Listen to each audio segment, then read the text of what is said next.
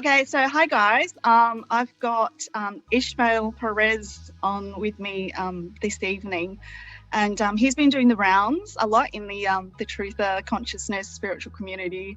Sort of kind of become viral in the last little while, in the last few weeks, months. Ishmael, thanks for jumping online with me, and so I just thought, just to let everyone know, we're going to try and not ask some of the same questions that he's already been asked before, but we sort of want to have this sort of a more free flow conversation. I have sort of read his book. Well, I've sort of done a skim through, like speed read, because I'm a bit like that. So it's just an amazing amount of intel and info. So I don't know what to pull from that. But Ishmael, I just wanted to check in with you and see how you're doing in general. Like, have you been having interviews every day for the past few weeks, or? Yeah, pretty much every day, sometimes twice a day.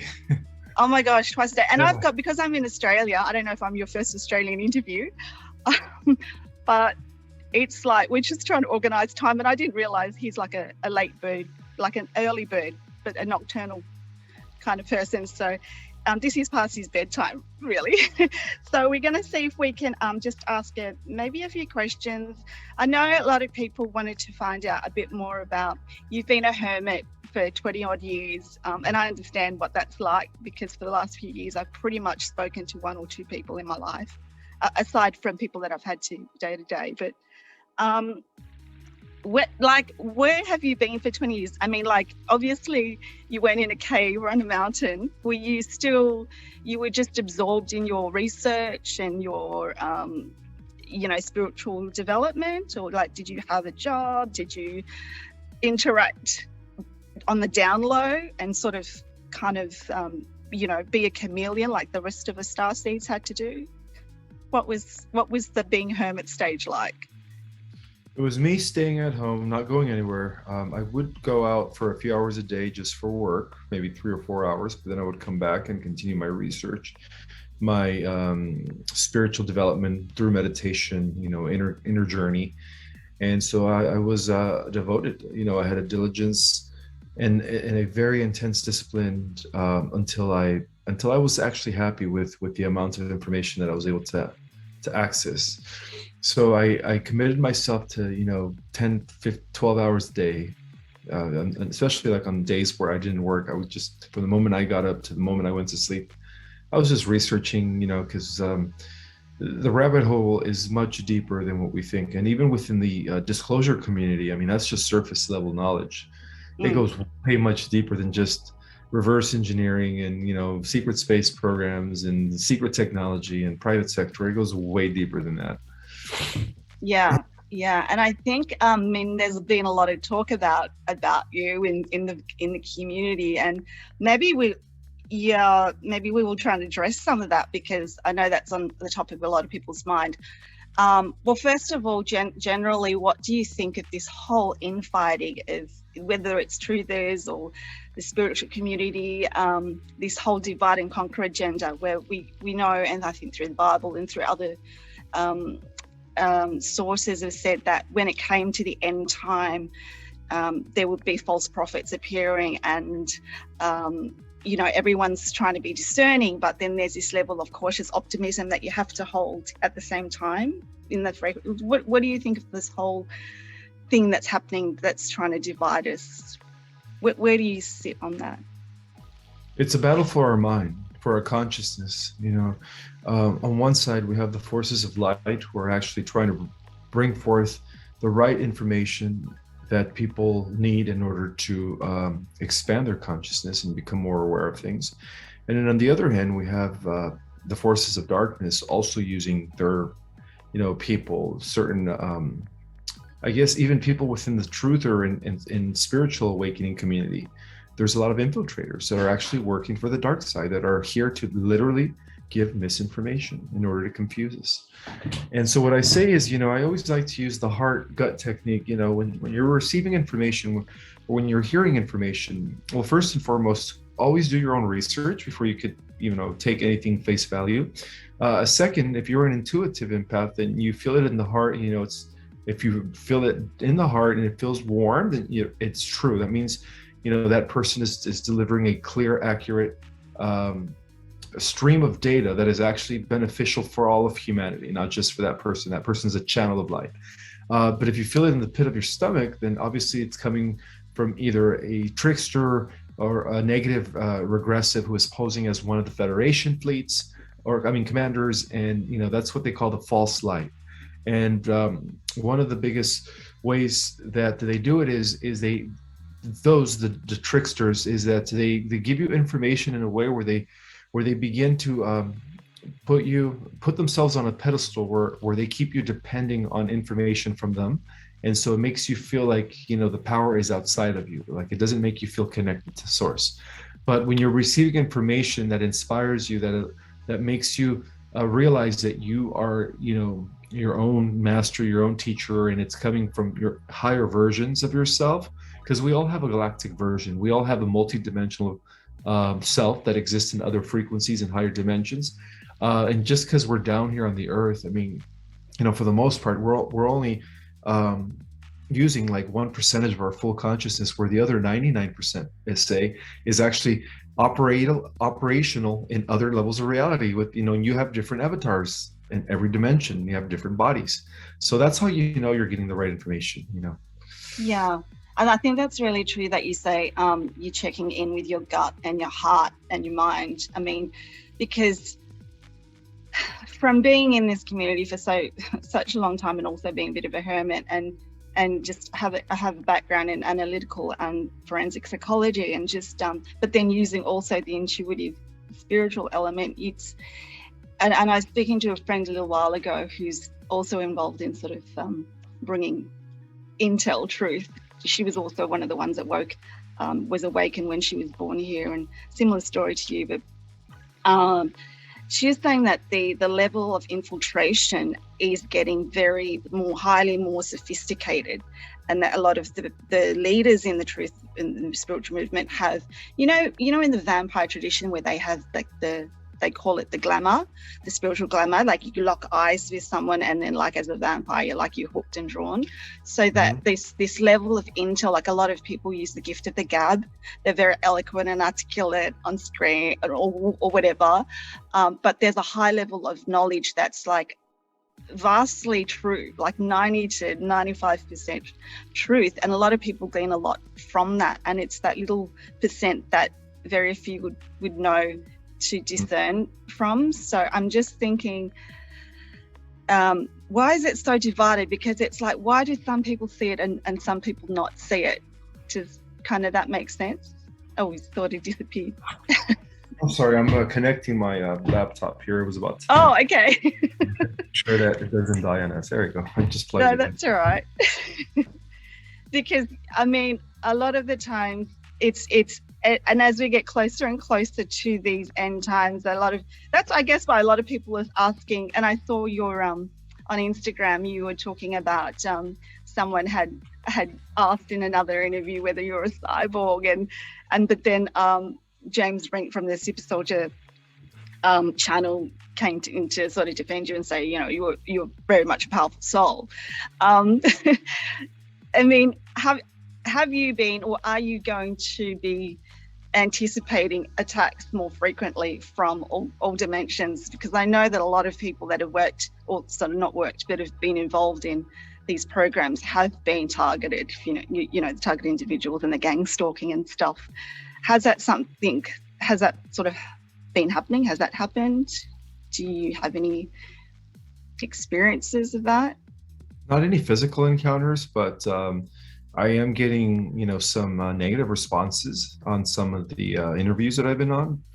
For the most part, it resonates with everyone. There's always that one or two person that is like questioning me. They're like, how we're like, all of a sudden you came from nowhere and you're everywhere and you're sharing all this information. Like, who are you?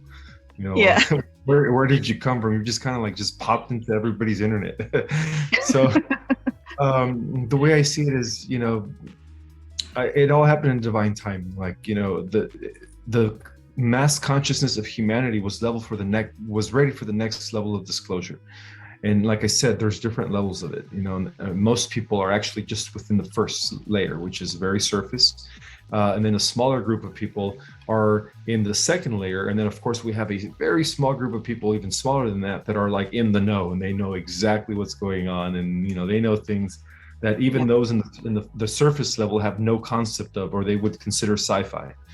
And so I figure that, most people are ready. We're living in a time where information should be flowing. It should be, coming in like the book of the Revelation says. The apocalypse is really about a flood of higher level information just flooding the earth. And that's what the terminology apocalypse mean. It was never meant the end of the world. It meant a great revealing will take place at the beginning of the 21st century, which will catapult humanity into the next era, or what we call the age of Aquarius. And so I feel like, the time is now. So that's why I'm so happy that, I'm getting so many positive responses worldwide.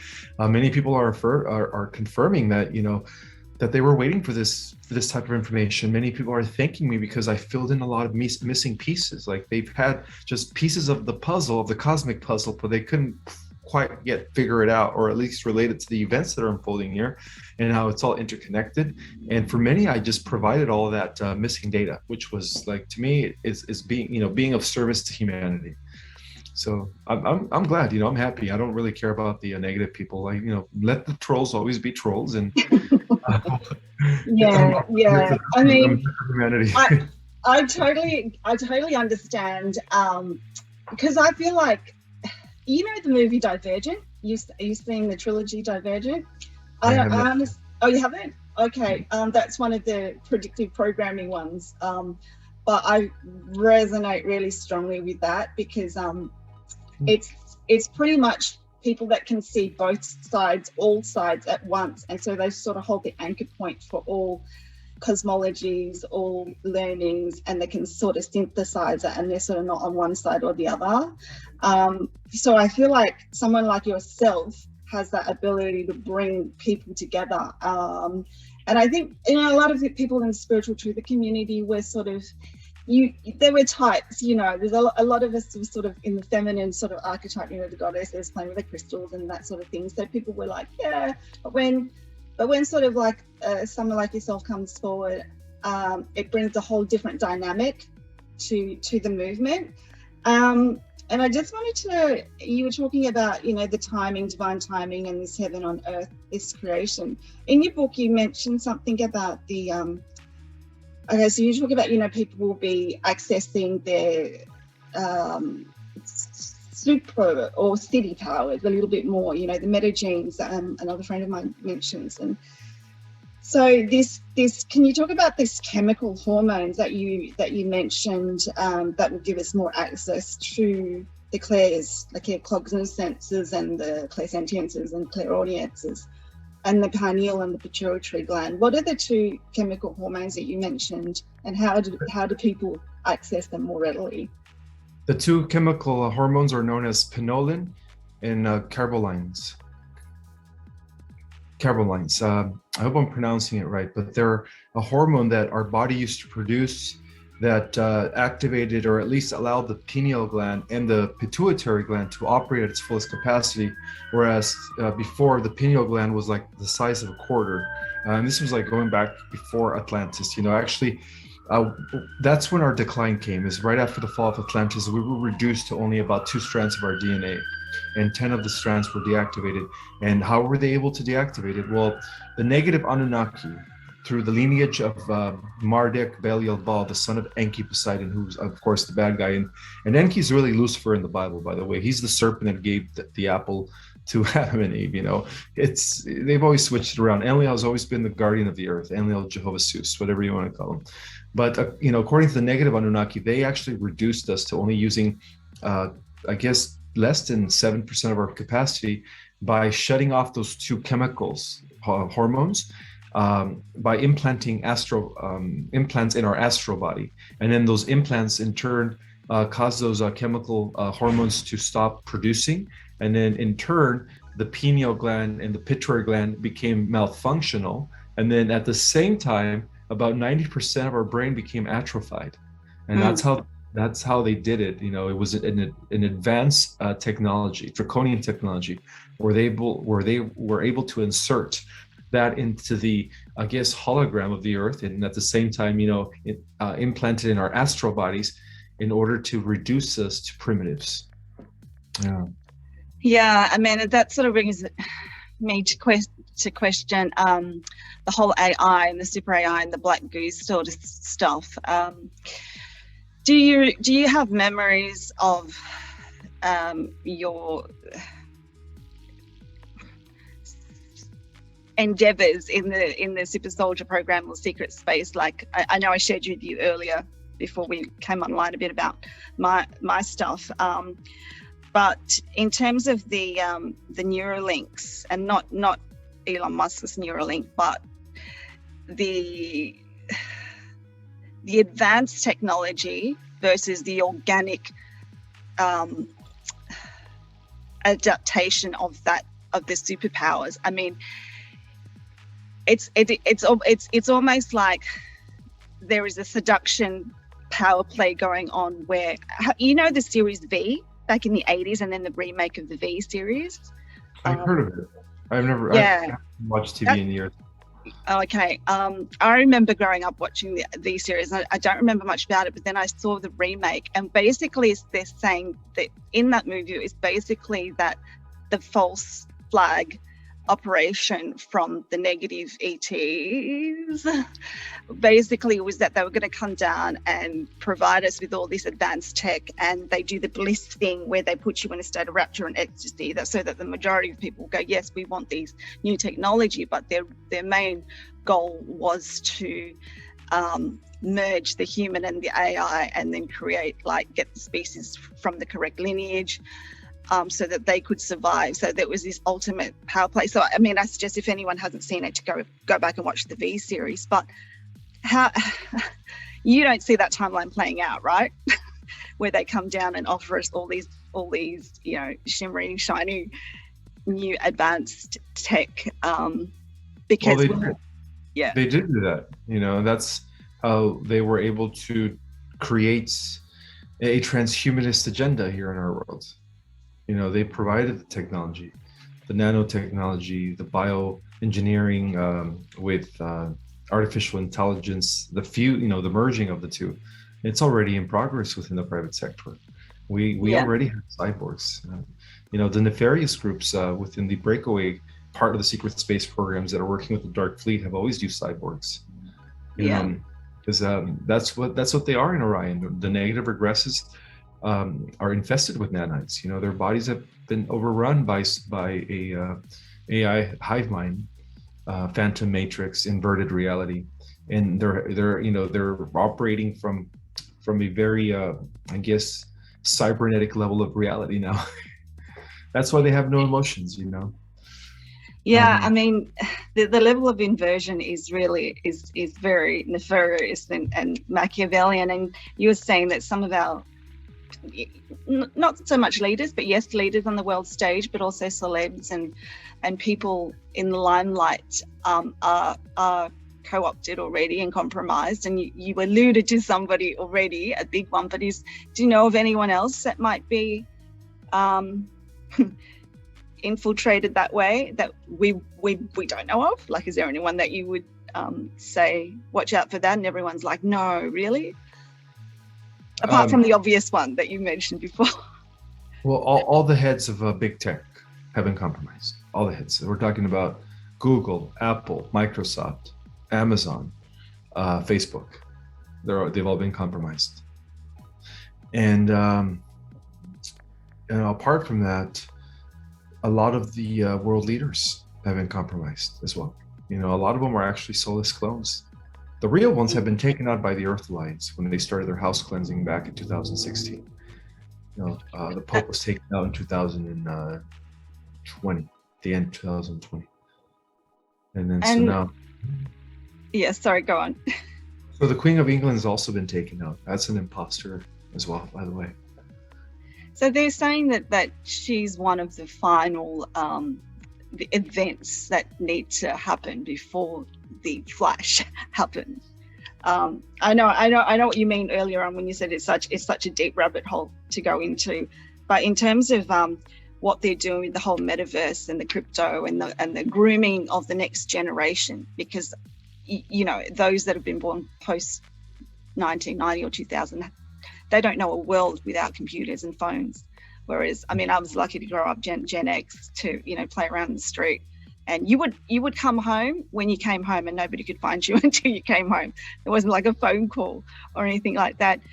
And I think you're right about the timing of why the starseeds need to come forth now and sort of elevate and lift each other up, because it's sort of like we're waiting for each other, and we have been doing it in bits and pieces in the communities here and there.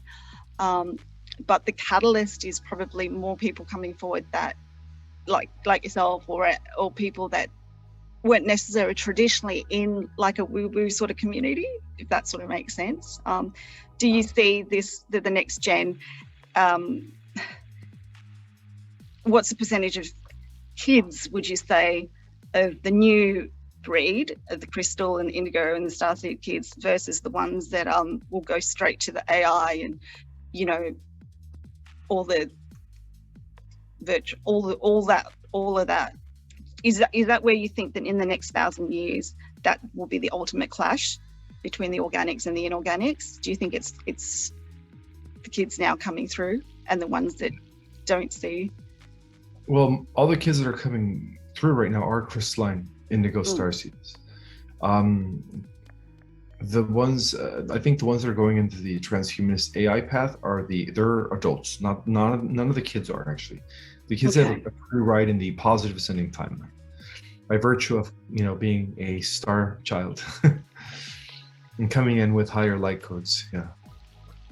Okay. And so I wanted to ask about. I know we mentioned the secret space stuff. What kind of memories do you remember of that? Because I have memory of the Galactic Wars way, way, way back. And that I was sort of one of the ones that were able to bring all the different factions together, sort of like a diplomat. And I kind of remember that, but there's sort of a fatigue and a tiredness because we've been through this and we've seen this so many times and experienced it so many times. And then you have all the past lives that came into one.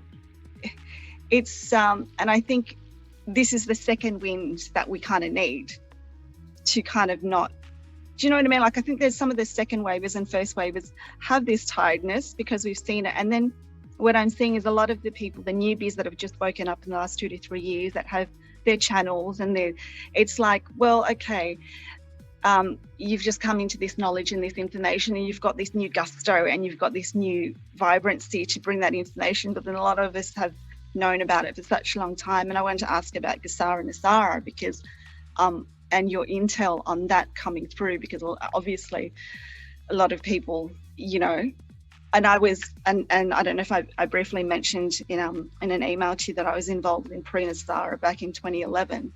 And I sort of went underground for the last decade because a lot of the stuff on the internet now about GESARA and NASARA has been scrubbed, like the original information has been scrubbed. And so the difference between I first it started in the States with the Economic Security and Reformation Act versus the Stability and Recovery Act. And that's where they came in to infiltrate and confuse people because the dark hats did try. And I think I was part of that initial group where we were in touch with the white dragon, the Chinese white dragon family, supposedly, apparently, and we were organizing funds pre-NASARA. This was back when there was a blog that I was one of the editors of, back before Instagram, back before YouTube really got started.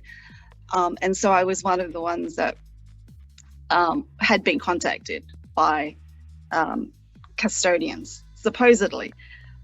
But there was a lot of infighting and factions. And I've been involved in a few groups where there has been a lot of infiltration.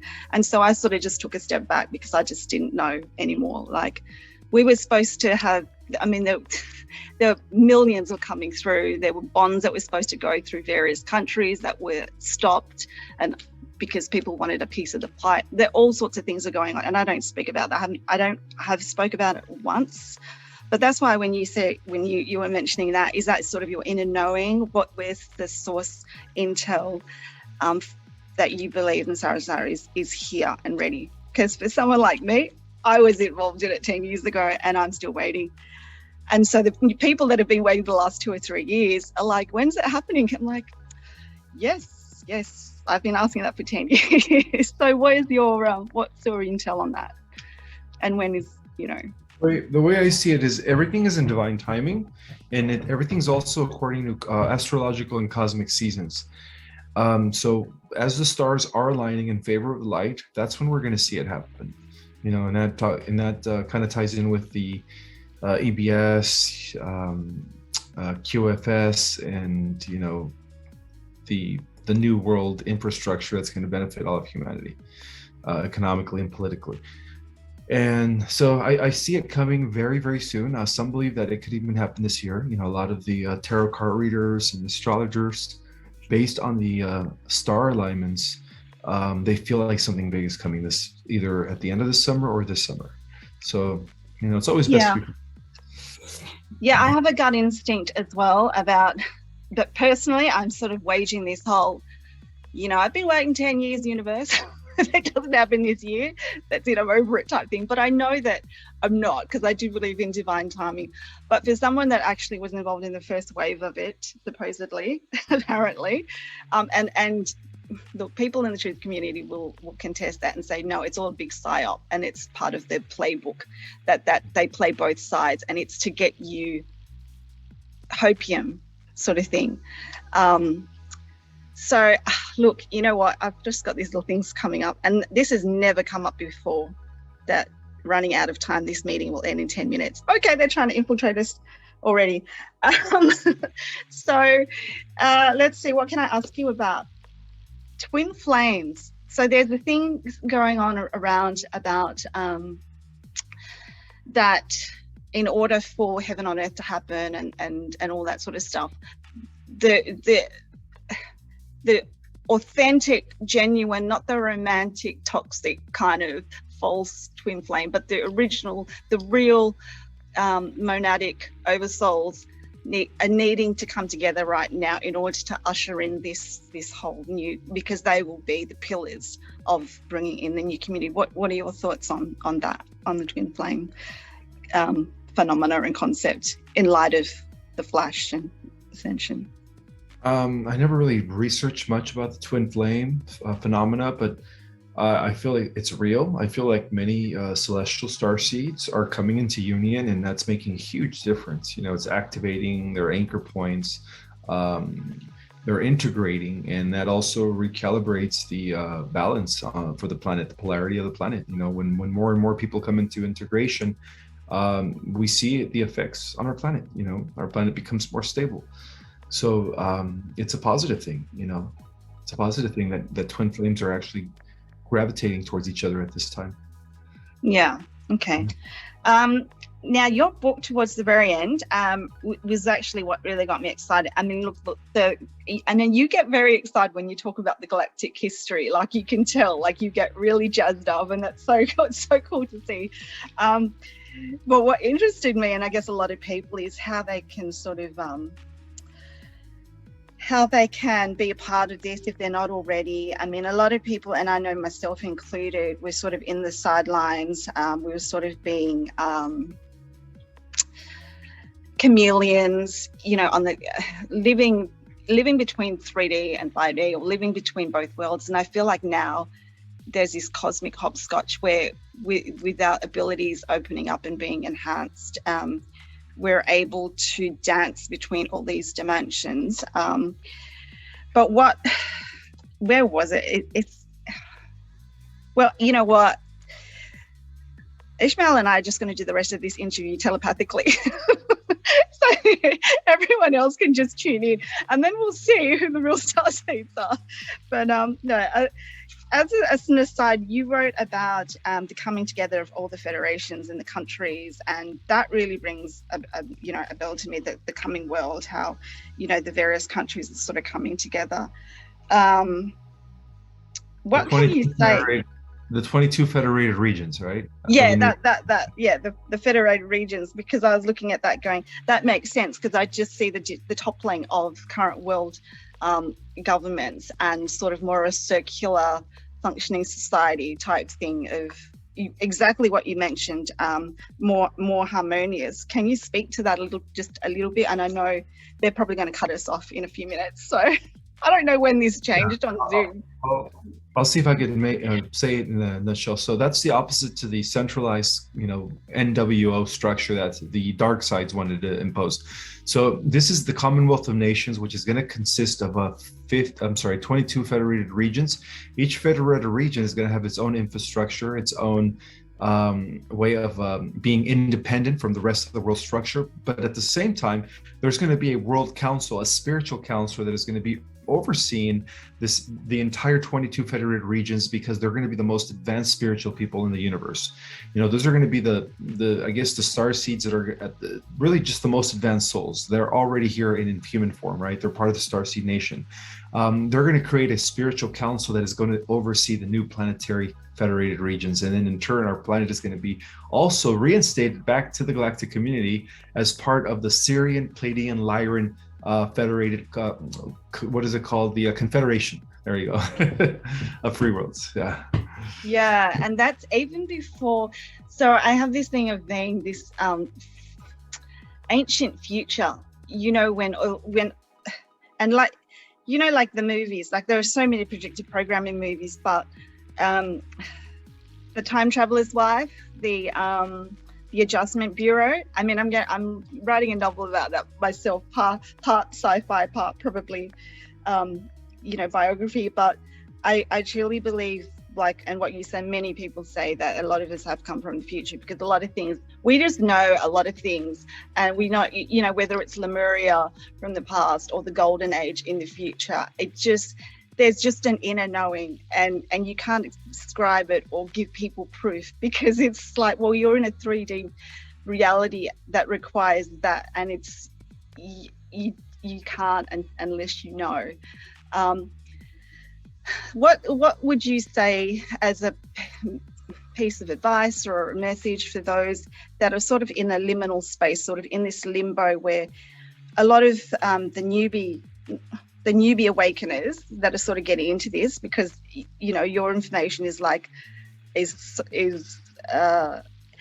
of it's been out there, but like you say, you sort of synthesized it and brought it together, and I know myself, like I at first was like, oh, is he bringing the same information, regurgitating it, and just putting a whole new skin on the same info, or is it? And I know the frequency and the signature frequency is different with you, and so I'm just saying that from someone who has like multiple backgrounds as well, and that I have this thing where I want to do a Starseed series and invite people that kind of are to come forward and speak up. So many people are, and instead of hiding behind the wings, because there's so many of us that don't want to, like whether it's first, second, or third wavers, and that's a label as well. But what would you say to people in the middle? The graph, how there's like that the bell curve where a lot of people are in the middle, and you've always got the first wavers here, and then the people that lag behind, and people that are waking up are sort of up there, and people that are following a lot of the channels that you've been interviewed on are there. And so that distinction, discerning between the people that are here, and a lot of them are more quiet, the ones that actually know, they're not necessarily out there in the public eye, and I think a lot of them have sort of been waiting for the divine timing. And I think you're right, like this year, I feel like this year, and I know you've put time frames on 2024, and then potentially if it doesn't happen by 2028, it's like, well, okay. But what's your piece of advice for someone that hasn't maybe wanted to come out, that's been drip feeding it here and there on their social media, but if they were more like you and others, it might just propel that quantum leap even more. What's and we've got 2 minutes, so whatever you want to say. My advice is to remember who you are, in the knowing that this is not real. This world is just a temporary illusion that was created by the fallen angels during the times of Atlantis, and that you're a multidimensional being with a huge amnesia problem. If you only knew how powerful you were, you would be in a much better place. I would say, this is the time to really go within and really practice what you preach if you're already a spiritual person. Every person that you're interacting with, you're affecting on a daily basis, whether for, good or bad. So just remember that, your energy does matter. Your energy is making a difference, especially if you're a star child or if you're a celestial in human form. Your mission, your purpose is greater than most people. And, this is the time to rise. This is the time to be you and not care what others think, because, everything's aligning in our favor right now. The light's already won. So yeah, this is our time to rise. That's it. Beautiful. Thanks so much, Ismael. And less than a minute, it's telling me. So I'm going to put your book down at the bottom. It's number 1 on Amazon in the category that it is in. We're going to see you, I guess, more in other interviews coming up. So thank you so much for not going to bed yet and just spending a bit of time with an Aussie down under. So yeah, and your courses, I'll put some information down there as well that I'll send you the link for my Starseed course if people are interested in it. Yeah, awesome. Great.